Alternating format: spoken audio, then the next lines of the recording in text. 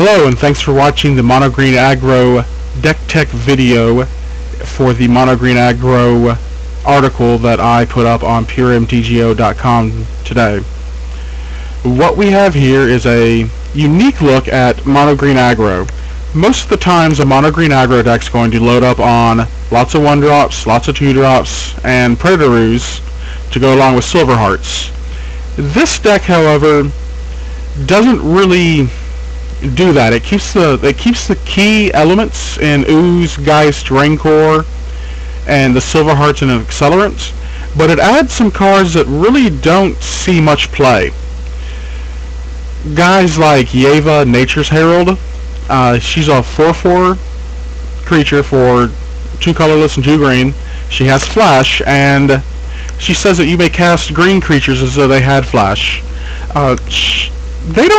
She doesn't typically see much play in the standard formats, and having her in this deck allows you to do things with your strategy that you normally wouldn't do. Most of the times you're just going to make some creatures attack, pass the turn. And with Yeva, you have some flexibility. You're going to be able to do a lot of the stuff on your opponent's end step. So it plays more like a blue deck would, considering that you're going to want to do things on your opponent's end step. It makes you less susceptible to cards like Supreme Verdict, cards like Mutilate, cards like Rolling Trembler, and gives you more things to do during your own turn. So let's take a quick look at the deck, going from the lands to other things. We've got 24 lands in the deck, which is a little bit higher than most mono green decks are used to seeing.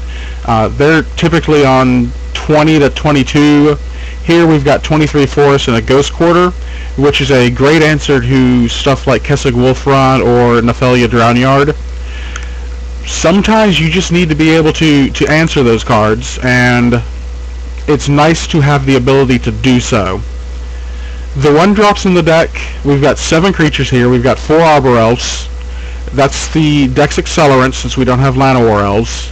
And we've got 3 Trackers. The Trackers are great because most of the time your creatures are going to be bigger than most aggro decks, like Wolfear Avenger's bigger than Burning Tree Emissary. Strangleroot Geist will be able to fight twice. So having a little bit of targeted removal in a color that normally doesn't have spot removal will allow us to break through the opponent's defenses that they've set up. In the 2-drop slot, we've got Strangleroot Geist. He's a 2/1 2-drop for haste, or with haste. He's got Undying, so he's going to be able to block twice unless he gets Pillar to Flames or otherwise exiled. And we've also got a Pit Fight to go along with the Trackers. It's a nice option, being able to, again, kill a creature that in a color that doesn't have many options to kill creatures is a neat thing to be able to do. In the 3-drops, we've got Wolfear Avenger, who's a 3/3 for 3 with Flash and Regenerates. Not a bad guy. He's a very good surprise blocker. He trades with a lot of things in the format, and he actually gets to block and live through a lot of things. And with Burning Tree Emissary in the format, he's good to be able to contain their ridiculous fast starts if they, go Burning Tree, and the Flintooth Boar or Lightning Mauler. Predator-Ooze will round out the 3-drops. He is a 1/1 that's indestructible for 3 green mana. When he attacks, you put a counter on it, and whenever something dealt damage by him dies, you put another counter on him. He's probably my favorite card in the deck because he's very good against aggro. A lot of the times they're just going to pass the turn whenever he's in play. He's good with the Pit Fight mechanics that we've got in the deck. So he's not really a liability because the things that would kill him, stuff like Sever the Bloodline, which is more of a sideboard card, and Tragic Slip, which isn't really seeing a lot of play right now. He's pretty much invulnerable to the format, if one would look at it that way. The 4-drops are Nature's Herald. She has Flash and gives the other green creatures in the deck Flash as well. She's really good against stuff like Bant and Esper Control. Having the ability to cast her at the end of turn, and then at the end of their next turn casting a Vorapede or a Silverheart or even any of the other drops is great, because if you're doing stuff at their end step, if they're not answering Yeva with any of the mass removal spells during their turn, then pretty much their only answers are stuff like Azorius Charm and Dramatic Rescue. Deadbridge Goliath comes in as well. He is a 5/5 for 4 with Scavenge 6. He's a giant body in the forecasting cost slot, and isn't really that bad of a guy. I mean, you consider that he's a 5/5 for 4. His stats are really good for there. I mean, used to be to get a 5/5 for 4, you'd have to take a point of damage during your turn, and now you get 1 for 4, and he has a useful ability. Okay, sure. In the 5-drops, we've got Silverheart, who has Soul Bond, and as long as he's bonded with another creature I control, they both get +4/+4. Not bad at all.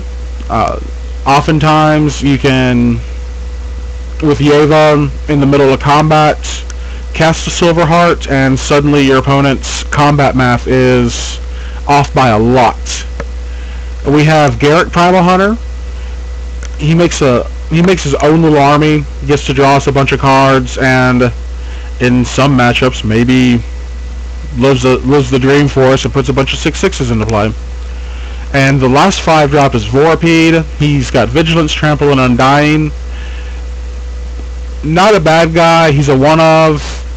I honestly don't know if Vorapede's better than Silverheart or not, but again, it's another card that is resistant to stuff like Supreme Verdict, Mutilate. I know I keep bringing those guys up, but those are going to be the most played board sweepers in the format.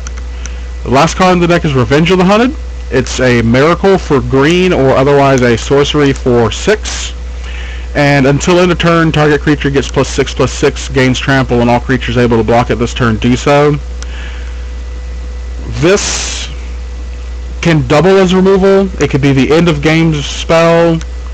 I see Revenge of the Hunted more as an overrun, but without actually being an overrun, because you're going to have one giant dude that everyone blocks, and then a bunch of smaller guys that are going to get through. I think Overrun would probably be better in this deck, but Revenge just has the potential to be such a blowout if Miracle at the right time. In the sideboard, we have Acidic Slime, who in my mind doubles as another Ghost Quarter, is going to deal with stuff like Wolf Run, Drown Yard, and has the ability to unlock your stuff from Detention Spear or Oblivion Ring. We've got the 3rd Garruk, which comes in against Control. We've got some Ground Seals, which come in against the Reanimator matchups, but this may not be the actual best card to have. Maybe Grafdigger's Cage or Tormod's Crypt would be better. Ground Seal against Junk Reanimator doesn't really do much of anything. The Junk Reanimator deck is so good because it can either be a traditional Reanimator deck, or it could just hardcast its stuff. You don't have to reanimate Craterhoof Behemoth to get the bonus. You don't have to reanimate Angel of Serenity to remove 3 guys from play. Junk Reanimator is a problematic deck for this deck. It's not a very good matchup. It's not very fun to play against at all. We've got some Pit Fights for more removal. We've got the Silklash Spider to deal with Restoration Angel and Angels of Serenity. We've got some Thragtusk to come in against the aggro decks. And we have Triumph of Ferocity to come in against Control, to where we can just bury the opponent underneath card advantage. The last 4 cards in the sideboard are the ones that I don't like at all, but I understand why they're there. There's 4 Ranger's Guiles, and that says target creature you control gets +1/+1 and gains hexproof until end of turn. It's the best answer we have to stuff like Angel of Serenity and Azorius Charm. The deck is cold to charm. Having a Predator who's bounced and put back on top of your library is not fun. Having 3 guys taken away from the battlefield with Angel of Serenity is not fun. I don't know if there's anything better. I think this card's more of a necessary evil than it is anything in the format right now. It's unfortunate that we have to... I think we're playing a fair deck, and stuff like Reanimator isn't really fair because you're cheating out giant creatures. I just feel like there could be something better in the slots, and I just don't know what it is. So for now, it's Ranger's Guile. That's the way we're gonna fight past Azorius Charms and Angels of Serenity, and it is what it is. So with that said, I'm going to go ahead and end this recording, and we'll get some gameplay recordings up of this deck in action. So I hope you enjoyed the deck tech, I hope you enjoyed the gameplay, and I hope you enjoyed the article. Thanks for checking us out here at puremtgo.com.